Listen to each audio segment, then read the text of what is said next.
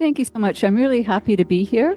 I want to go over some exercises with you. I've worked at Princess Margaret for about 15 years. I'm now a casual on call there, but we saw mostly people with cancer-related lymphedema.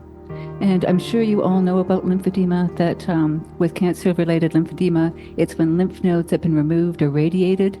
Oftentimes, people develop swelling. It's a protein-rich buildup of fluid that causes swelling. And left unmanaged, it can make the skin very hard. It can make it difficult to walk, difficult to move, and the tissue itself can get very hard. So it's really important to manage lymphedema.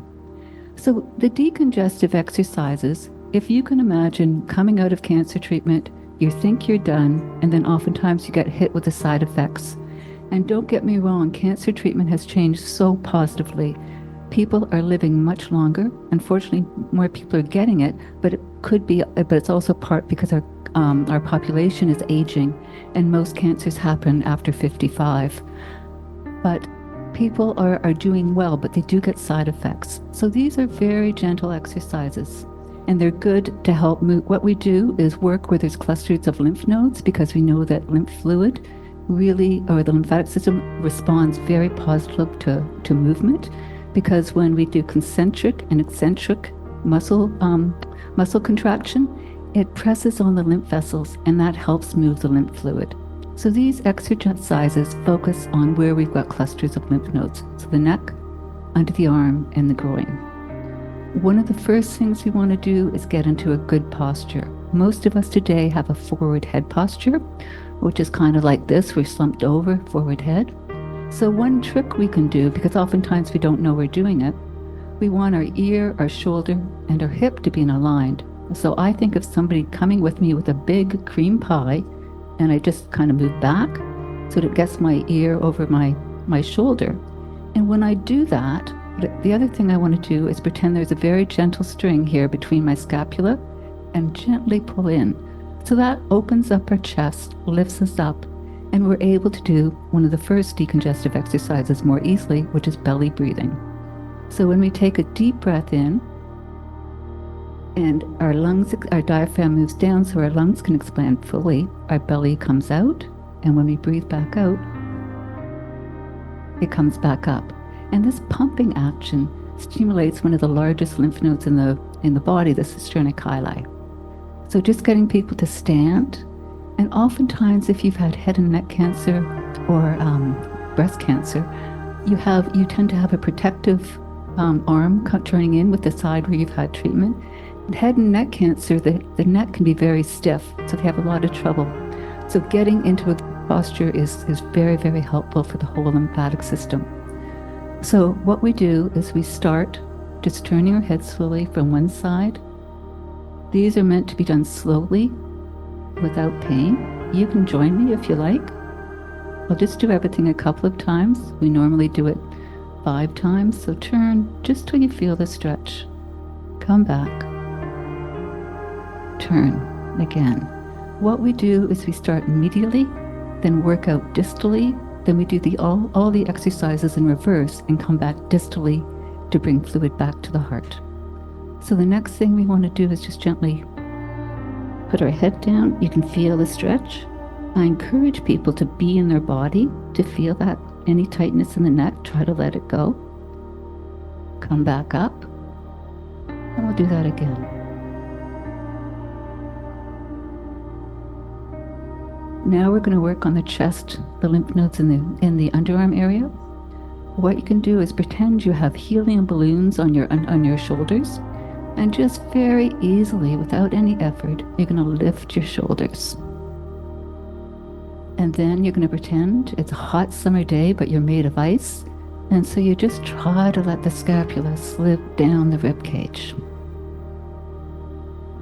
So we're going to come back up again, always with the breath, and come back down. And then what we can do is, I like doing this because I feel like here we really get a lot of good movement. You can put breath in if you want, but just going.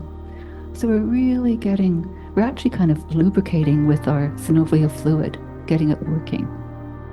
And we can go backwards too.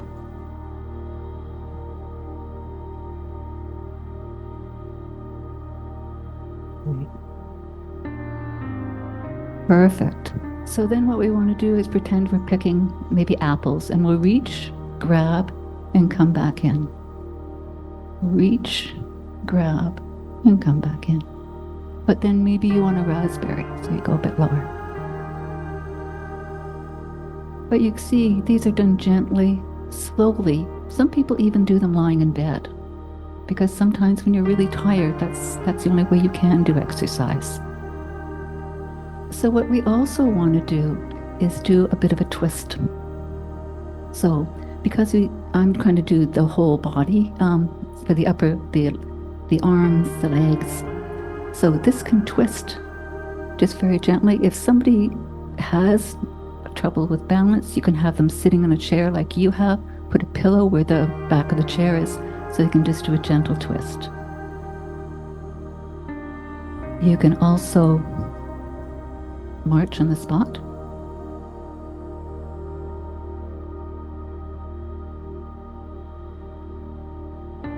And I'm going to grab a chair, because what you can do, if people are fairly strong and they're in good shape, what you can do is have them do a sit to stand with no hands. Right?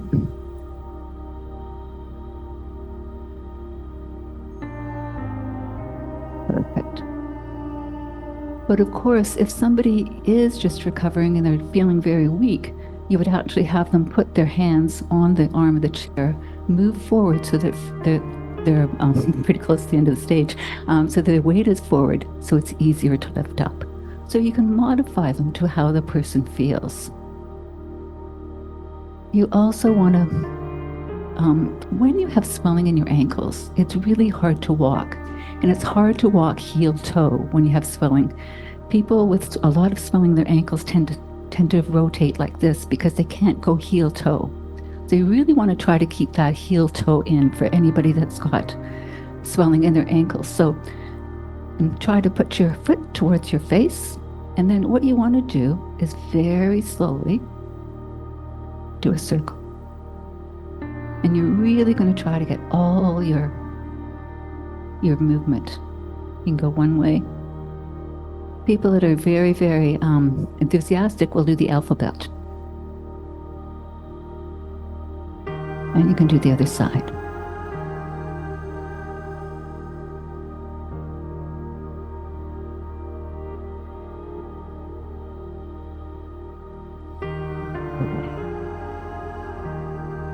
One of the most important things for lymphedema and getting fluid moving, not only is it growing, but it's a calf muscle pump.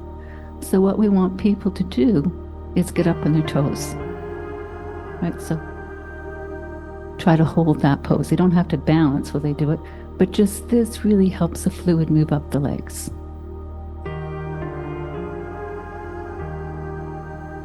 I've got handouts. It was a little bit last minute, so I don't have handouts for anybody, but what I can do is make more handouts. And if anybody wants anything, I can leave with Amanda. That's okay, Amanda? Okay. So one more thing I want to go over. So we've gone over just what you can do for the end. Oh, sorry, I forgot something about the arms. Really important. When you have swelling in your fingers, it's hard. It's hard to hold a pen. It's hard to type. It's hard to hold even sometimes cooking or anything like that. So one exercise that's really good for the fingers is to open and close your hands. And if you try it, as a massage therapist, I find this feels great. So you can do it nice and slow, or you can do it fast, or just even waving. Okay? And then what we would do is we'd do all those exercises in reverse, which I won't do because my time's limited, to bring the fluid back. And that's what the handouts are for, to show you that. They're from Princess Margaret. Princess Margaret is fine for me to give you the handouts to make, so you have a copy if you want for your clients, but you're not allowed to alter it and change it and call it your own. They're willing to share everything they have with the decongestive exercises. I don't know if any of you have ever worked with anybody who's had head and neck cancer and has swelling in their face or their neck. That can be very, very difficult. So what we would do is do all the posture as much as we can. And also, if you ever do have somebody that has head and neck cancer, oftentimes they'll find that their swelling is worse at night when they're laying down. So we really encourage them to buy a sleeping wedge, which is on about a 45-degree angle. You put pillows on it so that they can have drainage at night. So what we want to do with these people is basically make faces, and it feels funny, but I do it with them, and sometimes we both look in the mirror. So what you want to do is pretend you're kissing, look somebody way across the room. You want to smile as much as you can. You want to try to wrinkle your nose. You want to open your eyes as much as you can. And I'm doing this really quickly, but if you have swelling in your face and neck, these can be very difficult to do. Okay, but they are something that somebody can do anytime and can help with lymphedema. How is my time? 3 minutes. Any questions or anything you want me to go over?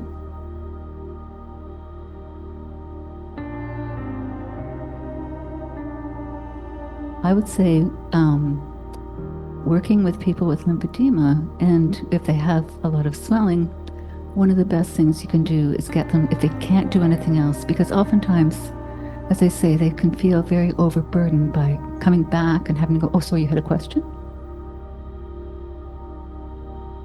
Pardon me? Okay.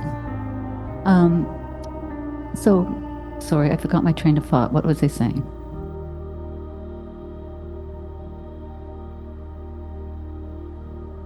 Certain exercises, yeah. So that's why these are very gentle, and maybe you encourage them to do them in bed, and do what they can.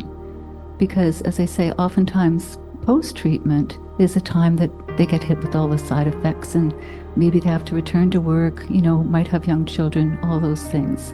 So these are done to be very gently and very easy to do. So even if they just do a few. And as I said, we go back and do them all in reverse. And also too, just very slowly holding the neck for somebody that's gone through head and neck cancer can be very helpful. But it might only go to here, but that's still good movement. But one of the best things you can tell anybody to do with lymphedema, or any of us, is really try to maintain a good posture, however you can, with ear, shoulder, hip, and also breathe. Because when we slump like this, we're not breathing properly. Our lymphatic system has harder time to work. So just all of us standing up straight and taking really deep, comforting breaths in can be very positive.